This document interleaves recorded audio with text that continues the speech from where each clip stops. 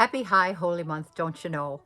Today is day 9 of my 17 days of recording videos celebrating the High Holy Month, St. Patrick's Day, and honoring my mom and our Irish heritage. Today is also National Genealogy Day. Over the past few decades, people around the world have been just focused on learning about who they are and where they come from, and my family has been no different.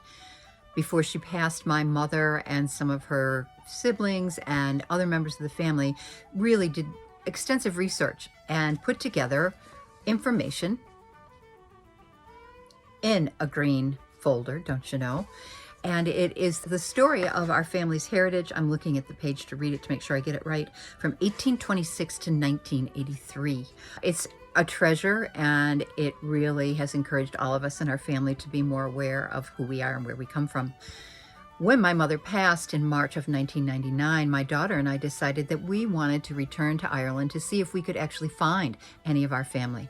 So, armed with our green folder, we got on a plane and went to the Emerald Isle and journeyed to County Longford, which is right in the center of Ireland, and it's where my mother's family originated. Fortunately, in Longford, they have a genealogy center, so we spent about an hour there one day with a lovely historian who brought us books and files and assured us that we still had family in Longford.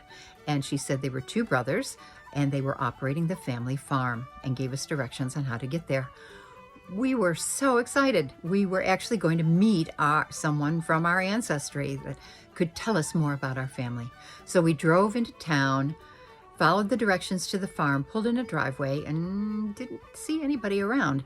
It took a few minutes before someone came out, and we explained who we were and our quest, and they explained that they were a different branch of our family, and that the family we were looking for was living on a farm on the other side of town, but that it was going to be difficult to get to because a bridge had come in and changed the traffic pattern. So we had to drive into town, take a left, drive down, go on the grass, drive under the bridge, park there, and then walk the 100 feet or so down to our family's farm. We followed the directions exactly as they were given to us, and we got out of our car and saw the farm. To say that the property looked well loved, I think would be fair.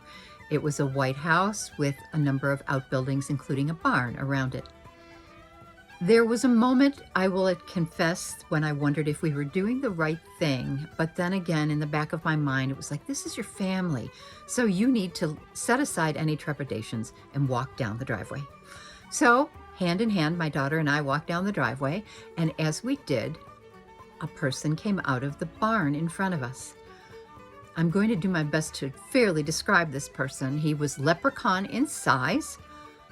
He was wearing overalls and muck boots that had not seen a soap or a scrub brush in probably a century, and his gray hair and beard were flowing down past his shoulders. I wasn't sure. I will admit I hesitated. But he lit up when he saw us and welcomed us warmly. And when we explained who we were, he was thrilled to meet us as part of his family.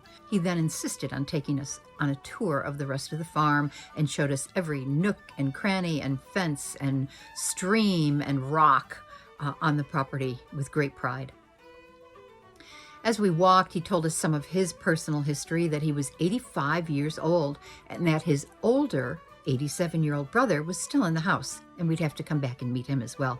As we made our way back to the house, we started walking up the pathway to the back door when the door opened and out stepped the older brother, looking very much like a carbon copy of his younger sibling. In that moment, a dog rushed out the door and came flying at us and jumped up and nipped at my daughter and caused her a little bit of discomfort and a lot of fear.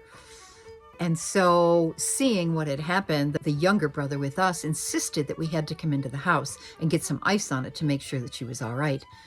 At this point, neither my daughter or I were exceedingly comfortable in the situation, and on top of that, as the older brother started coming out of the house and walking towards us, his eyes lasered on my daughter as if he had not seen an attractive woman in probably several decades.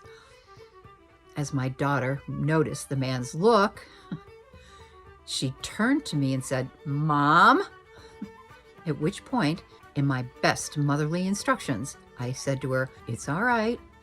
I'm going to count to 3. And when I do, you and I are going to turn around and run like hell."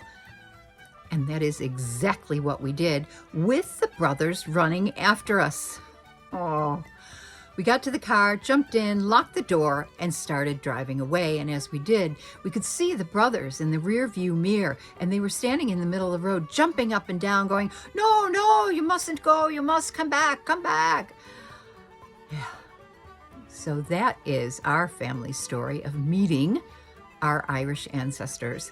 And it's one that we never fail to tell every St. Patrick's Day with laughter. Thanks for joining me today. I hope you join me again tomorrow.